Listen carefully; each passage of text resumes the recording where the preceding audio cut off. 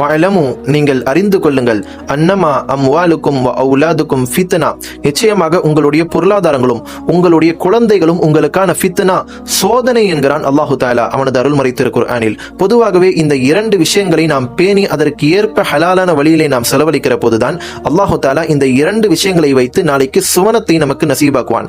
அதே நேரத்தில் இந்த இரண்டு விஷயங்கள் தான் நாளைக்கு மறுமையில் நம்மை நரகத்திற்கும் கொண்டு போய் சேர்க்கிறது. பொதுவாகவே நாம் பொருளாதாரத்தை ஹலாலான வழியில் தேவையான நேரத்தில் சதகாவையும் ஜகாத்தையும் நிறைவேற்றுகிற போது நிச்சயமாக அந்த பொருளாதாரத்தை வைத்தே அல்லாஹு தஆலா நாளைக்கு மறுமையில் நமக்கு சுவனத்தை நசீபாக்கி விடுவான். அதே மாதிரிதான் பிள்ளைகளை வைத்துதான் நாம நாளைக்கு மறுமையில சுவனத்திற்கும் செல்கிறோம்.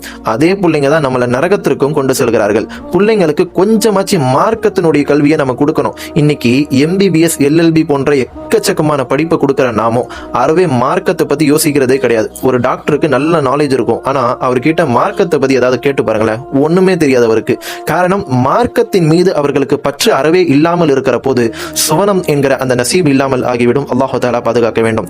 இல்லாமல் அல்லாஹ் பொருளாதாரத்தையும் பிள்ளைகளையும் ஹலாலான வழியிலேயே கொண்டு செல்வோம். அதற்கான தௌஃபீக்கை நம் அனைவருக்கும் தந்தருள்வானாக.